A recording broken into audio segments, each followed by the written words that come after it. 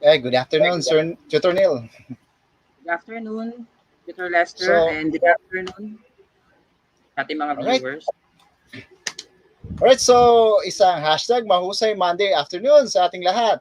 So once again, good afternoon, Tutor Neil. So welcome to week number 6 sa paksang Stoichiometry. Yan, good Monday afternoon din po, Tutor Lester. And syempre, good Monday afternoon sa ating mga nanonood from Luzon, Visayas, and Mindanao. Isang mainit na pagbati sa ating mga partner schools na walang sawang sinusuportahan ng ating physical science live sessions dito sa DepEd Ito Live. Welcome to another week of new learning. So hopefully kayo po ay nakapagpahinga at nakapag-unwind during the weekend para na naman sa isang linggong pag-aaral kasama kami dito sa DepEd Itulay. So as usual, kami po ay nananawagan sa inyo para i-share itong ating live session natin sa physical science para mas marami tayong maabot ng mga mag-aaral na kailangan ng gabay sa kanilang pag-aaral sa kanilang mga self-learning modules sa physical science. So ito po ang inyong mga Tutor Lester from SDO Ormoc City. And ako naman po si Tutor Nel from SDO Pasig City. We are at your service. Yes. Now, congratulations po sa ating mga partner schools na papangalanan natin ngayong araw. Kami pong mga tutor ay lubos na nagagalak sa inyong walang sawang pagsubaybay at pagsuporta sa ating live session kada Lunes. Patuloy lang po tayo sa ating pagsuporta upang mas maging malawak ang maaabot ng ating live session. Do not forget to like and share. Anyway, Tutor Lester, ano po ang ating mga partner schools for week number 5? Alright. So congratulations po to our following partner schools. Dahil sa inyo, ang modular distance learning ay nagiging hashtag mahusay. So we have the following schools. Padre Garcia National High School, Caibiga High School, Alibadabad National High School, Tumawini Stand-Alone Senior High School, Luis P. Gomez Diamantina National High School, and Jones Rural School. We also have Aurora Senior High School, Ipil National High School, Buting Senior High School, San Mariano National High School Main, Pasay City North High School, Godofreyo Reyes Senior National High School. At ngayon naman, I will once again do the honors in introducing our students of the week for week number 5.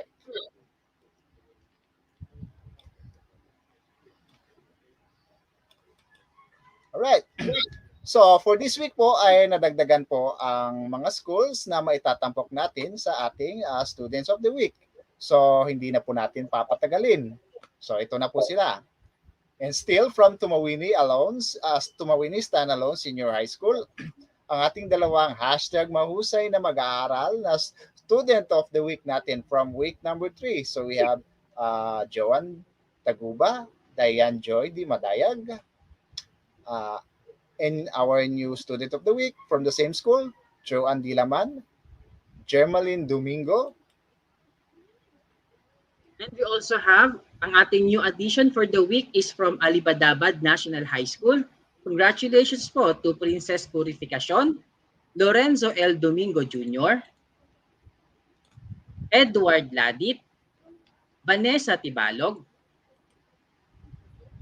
Mikaela Sumikkay, and Christina Zipagan.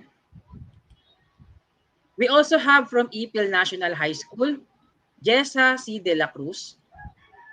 And lastly, from San Mariano National High School, we have Jo Marie Sibal.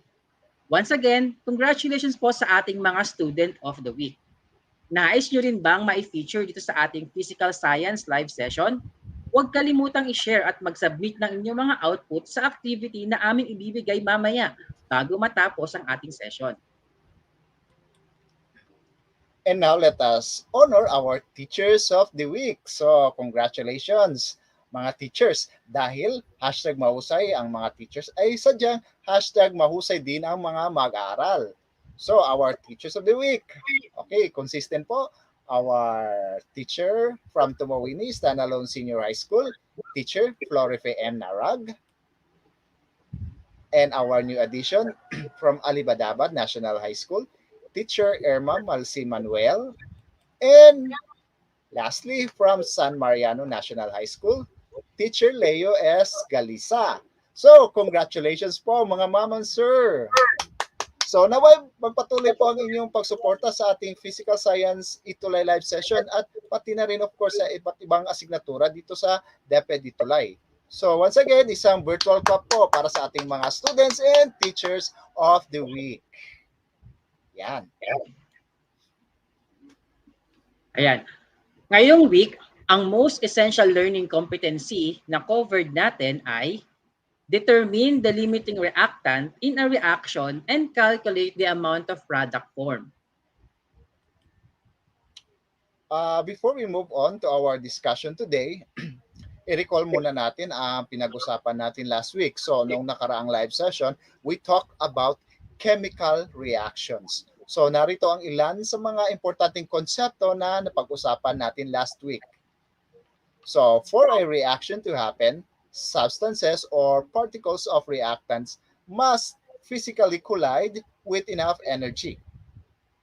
Particles of reactant must come into contact or collide in the correct orientation.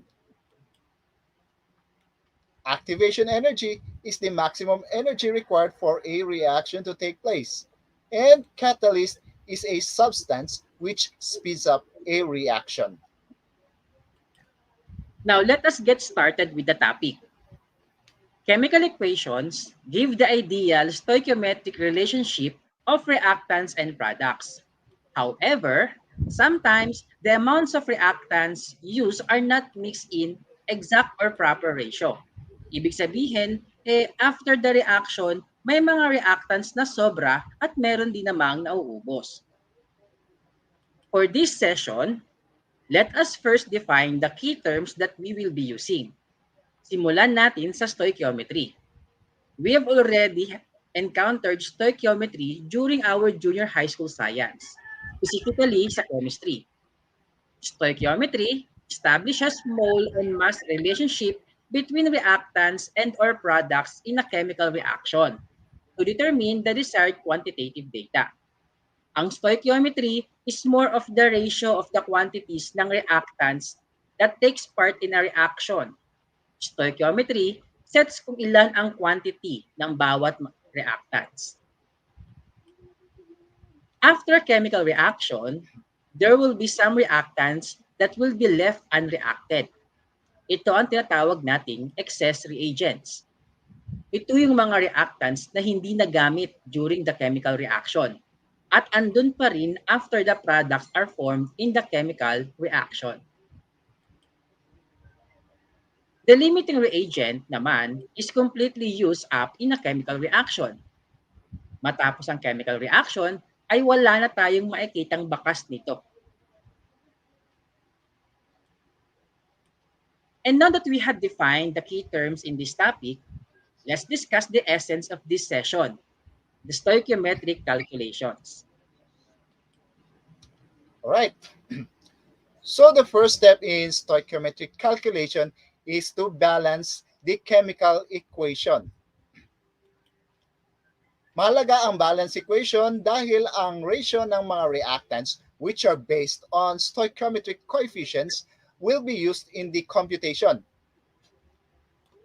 Mali ang computation kapag nagkamali tayo sa stoichiometric coefficients. Ang nakikita nating reaction ay hindi pa balance. Alright.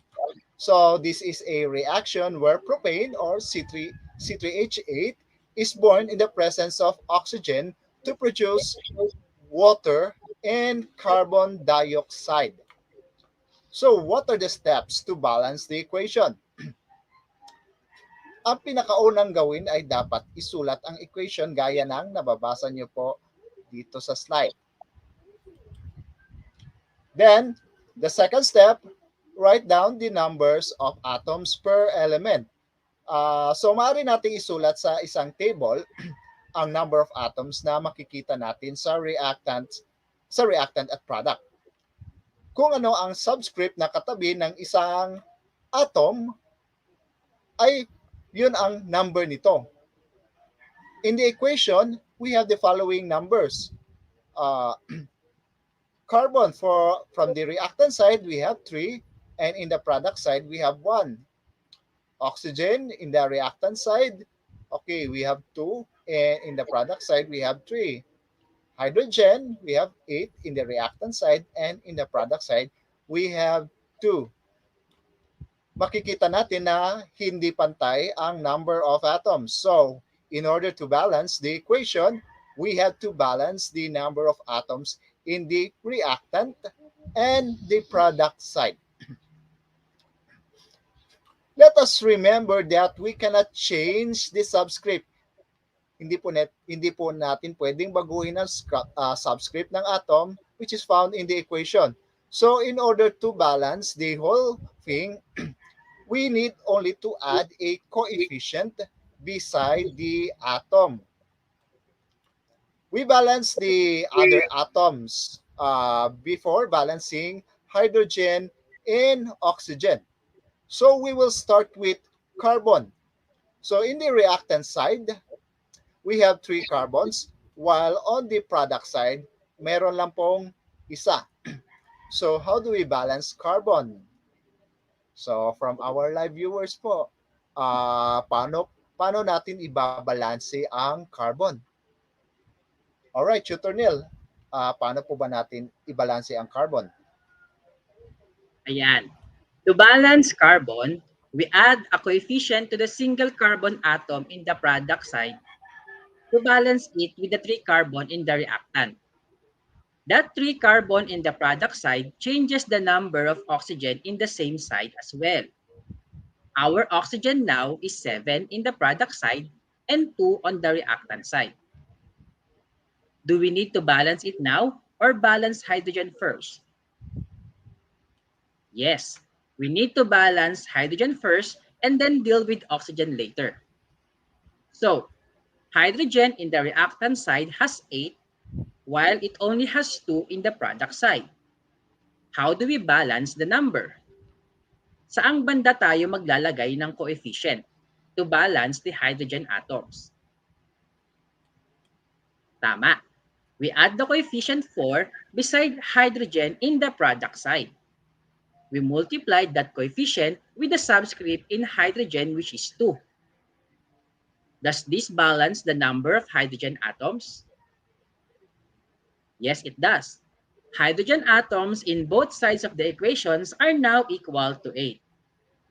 And lastly, we balance oxygen. Ilang oxygen atom on the reactant sides and on the product sides ang inyong nabibilang? Ayan. This is not balanced because there are 2 on the right side and 10 on the product side. How do we balance the oxygen atoms? Tama. We need to add coefficient of 5 beside oxygen in the reactant side and multiply that to the subscript in oxygen, which is 2. Finally, balancing the equation. Ang nababasa po nating chemical reaction sa slide ay ang balance equation na po. Now that we had balanced the reaction, we can now proceed to the next part. We had balanced the reaction, and the next thing to do is finding the limiting reagent in the reaction. We have here the example problem. Excuse. For the following reaction, what is the limiting reagent if we start with 2.8 grams of aluminum and 4.25 grams of chlorine? In the problem, we have aluminum and chlorine as the reactants. We write down the reactants in an equation form. What does aluminum and chlorine form? From what we had learned during our junior high school chemistry, aluminum and chlorine produces aluminum trichloride. So this is now the written equation. Next thing to do is balance the equation. So we balance the aluminum first. followed by chlorine, right? So add coefficient 2 to aluminum, and okay, add 2 coefficient to aluminum trichloride and add 3 coefficient beside the chlorine, so that balance the reaction. Ayan. Now that we had balanced the chemical reaction, we convert the grams of aluminum and chlorine as stated in the problem into moles. We check the periodic table for the formula mass of aluminum. Aluminum is equal to 26.98 grams, which means a mole of aluminum is equal to 26.98 grams of it. So, we multiply the number of grams of aluminum as mentioned in the problem to the ratio of 1 mole per 26.98 grams aluminum, canceling the grams. Therefore, in 2.80 grams of aluminum, there is 0.104 moles aluminum. Now, you need to do this process for chlorine. Get the formula mass of chlorine gas, which is 70.90 grams, which means 1 mole of chlorine gas, which is Cl2, has a mass of 70.90 grams. Use this ratio to convert the given mass, which is 4.25 grams, to its equivalent number of moles. After solving, 4.25 grams of chlorine is equal to 0.0599 moles of chlorine gas.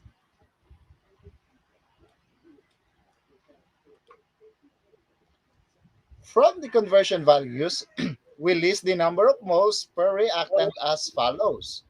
Aluminum, 0.104 mole. Chlorine gas, 0.0599 moles. So what's next? We haven't determined yet kung alin sa dalawa ang limiting o ang mauubos after a reaction at ang excess o ang sobrang reactant matapos ang reaction. There are ways how to determine the limiting reagent in the reaction. All right, Tutor Nel, what's next? Yan. Method 1 of finding the limiting reagent is to use the stoichiometric ratio of the reactants from the balanced reaction or equation. We calculate the actual molar ratio of the reactants, then compare this ratio to the stoichiometric ratio from the balanced reaction. The actual ratio to the moles of aluminum divided by the moles of chlorine. That means the actual ratio that we have is 1.74 moles of aluminum for every mole of chlorine. Ano po ang kasunod nito, Tutor Lester? So now that the actual ratio of moles of aluminum to chlorine is computed, so let us now get the stoichiometric ratio of aluminum to chlorine gas. In the balanced reaction, there are 2 moles of aluminum to every 3 moles of chlorine gas. We divide 2 by 3 and we find that in every mole of chlorine gas, there is a corresponding 0.67 moles of aluminum. So that means 0.67 moles of aluminum will react with a single mole of chlorine gas to form aluminum trichloride.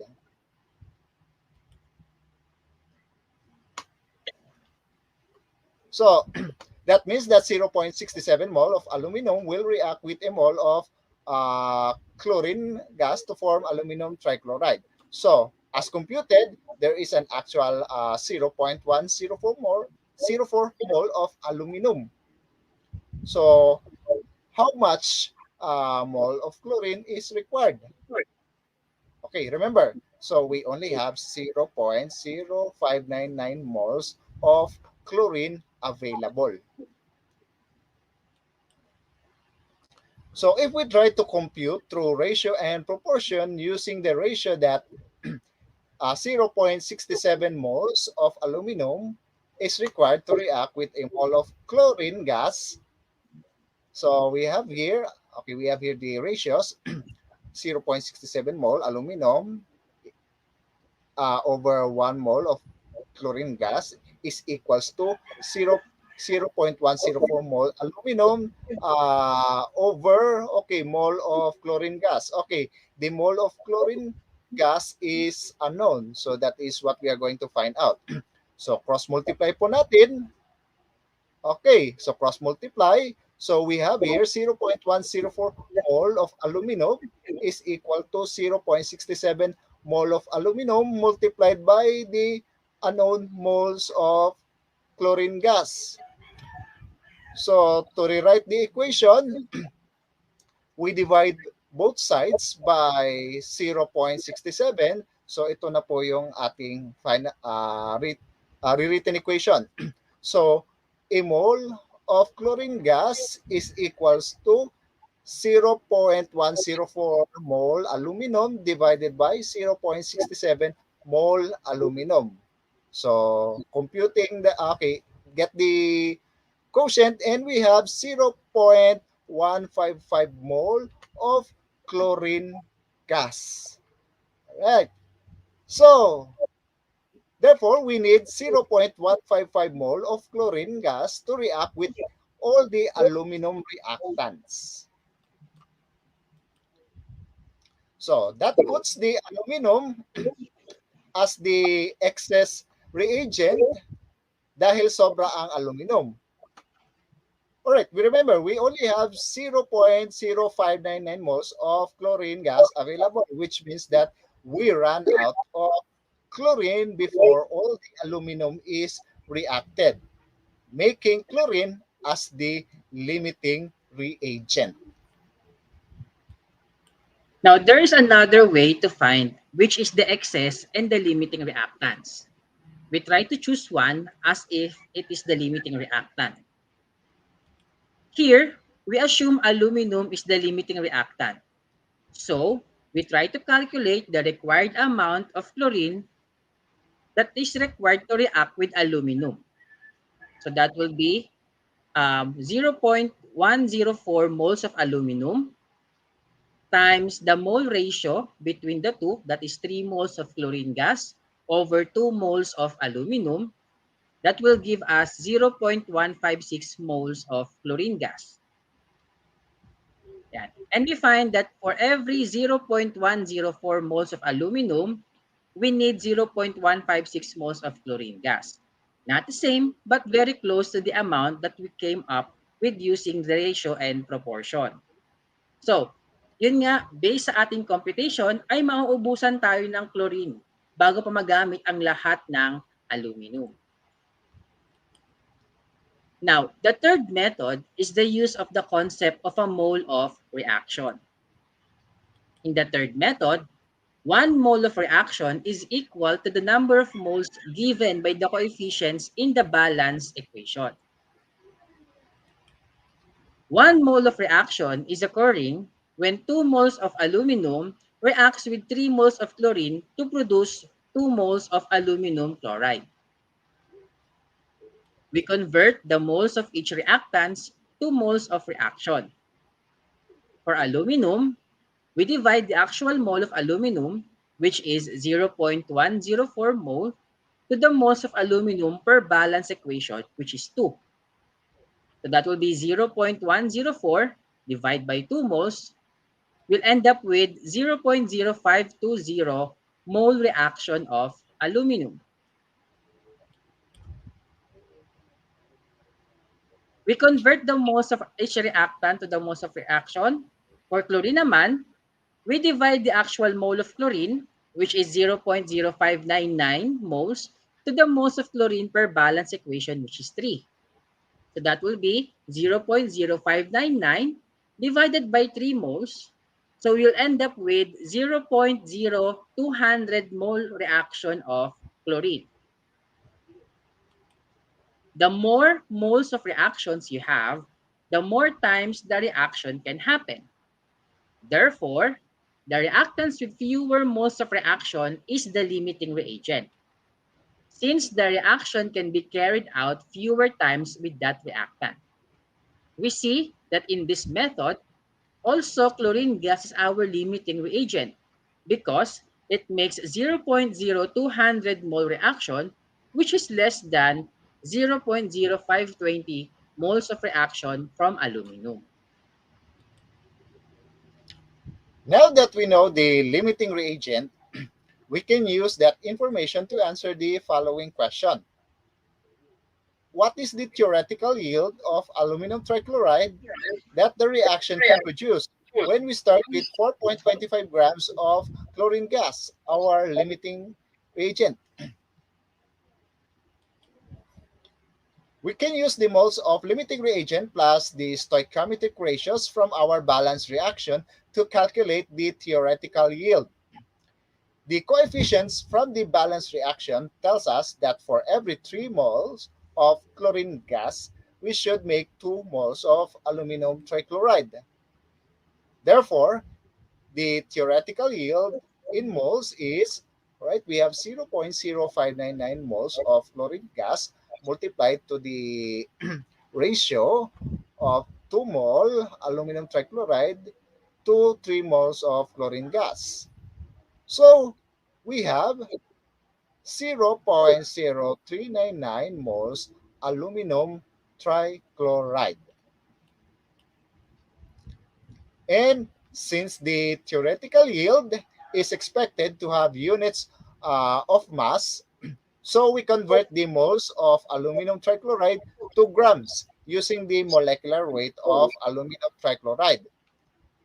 We multiply the theoretical yield in moles of aluminum trichloride with the molecular weight of aluminum trichloride, okay, which is broken down as follows: 26.98 from aluminum and 35.45 for chlorine. And remember, we have 3 chlorine atoms. So that gives us 133.33 grams.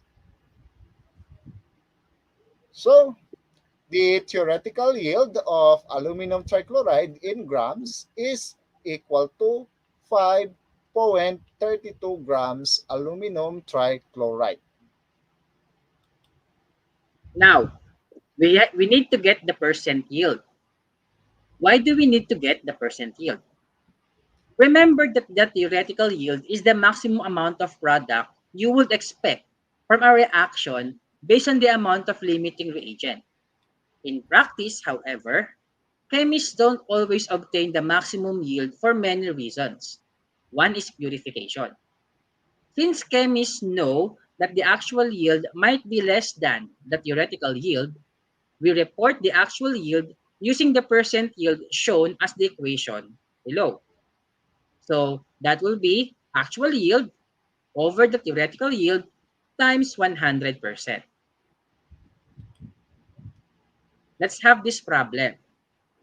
The decomposition of magnesium carbonate forms 15 grams of magnesium oxide in an experiment.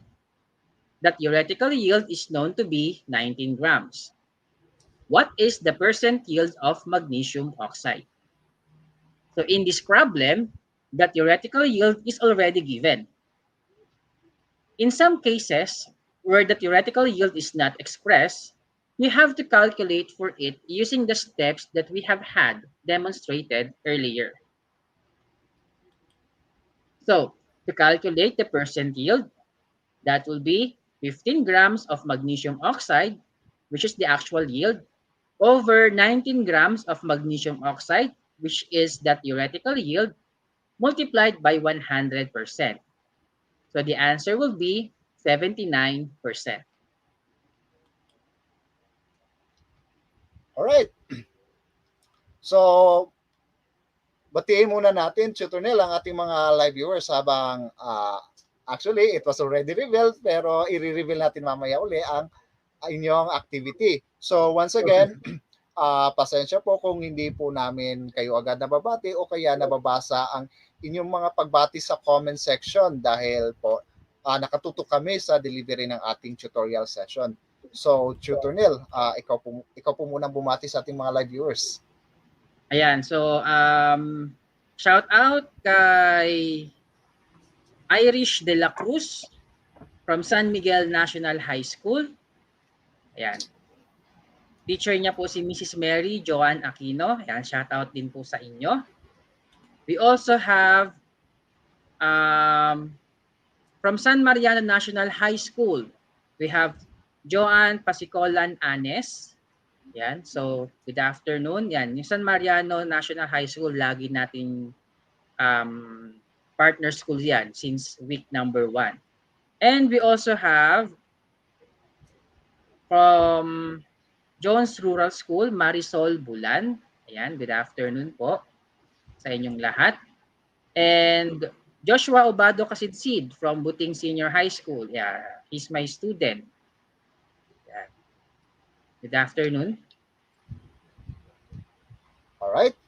So, binabati ko po ang lahat ng aking mga estudyante sa physical science na nanonood po ngayon dito sa ating live session. So, magandang hapon po sa inyo lahat at pati na rin po sa lahat ng nanonood dito sa ating live session sa physical science. Alright.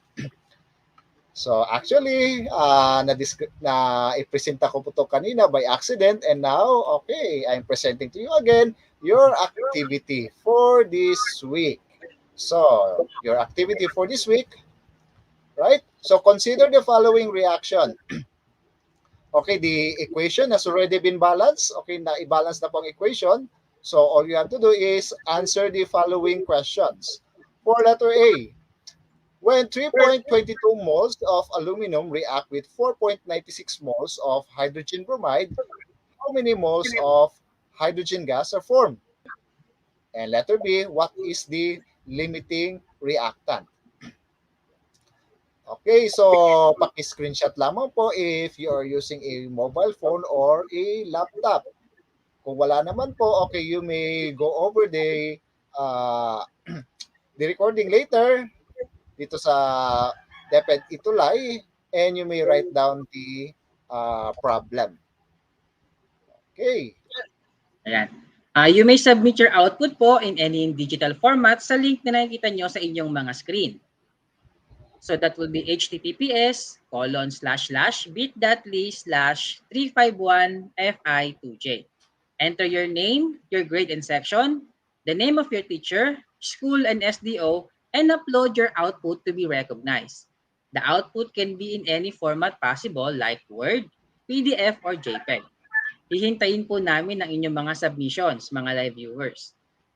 And just a reminder lang po, for the files na i-upload nyo po, kindly use the format last name _ first name para mas madali pong makilala kung sino po ang nag-send sa amin ng mga output. Dahil the outputs that are being submitted are also being read to be considered for the student of the week. Alright, so ulitin ko po, use the file name format, last name _ first name. So, all right, that's a wrap. No? Let us summarize everything that we discussed today. The limiting reagent is the reactant that gets used up first during the reaction and also determines how much product can be made. We can find the limiting reagent using the stoichiometric ratios from the balanced chemical reaction along with the many methods. Once we know the limiting reagent, we can calculate the maximum amount of products possible, which is called the theoretical yield.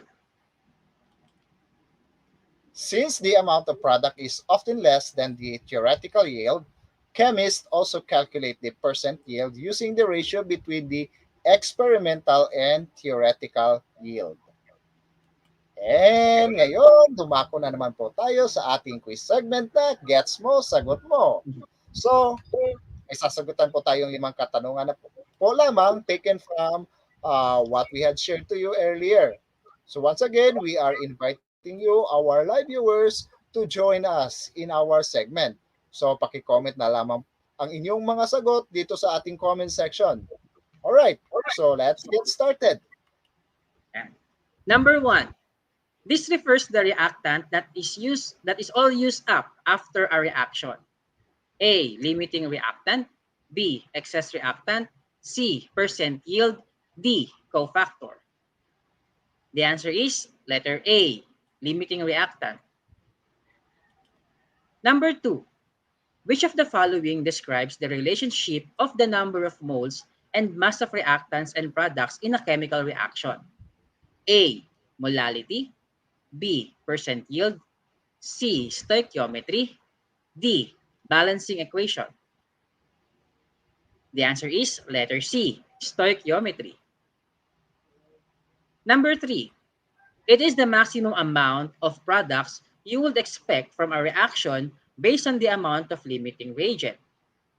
Letter A, excess reactant, B, theoretical yield, C, limiting reactant, letter D, product difference. The answer is letter B, theoretical yield.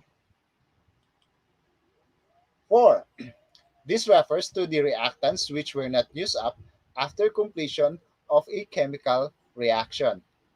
A, solute, B, solution, C, excess reagents, D, limiting reagents. The correct answer is letter C. For number 5, in the equation magnesium plus hydrogen chloride, giving us a product of magnesium chloride and hydrogen gas, how many molecules of hydrogen chloride do we need to make hydrogen balance? A, 3, B, 6, C, 2, and D, 7. The correct answer is letter C, 2. Ang paksa na ating tinalakay ngayong hapon ay nakabatay po sa content ng Physical Science ADM Module 10 ng Region 4A Calabarzon. Salamat po sa inyong pagsama sa aming nasa nakaraang 40 minutes na umaatikabong live session tungkol sa stoichiometry.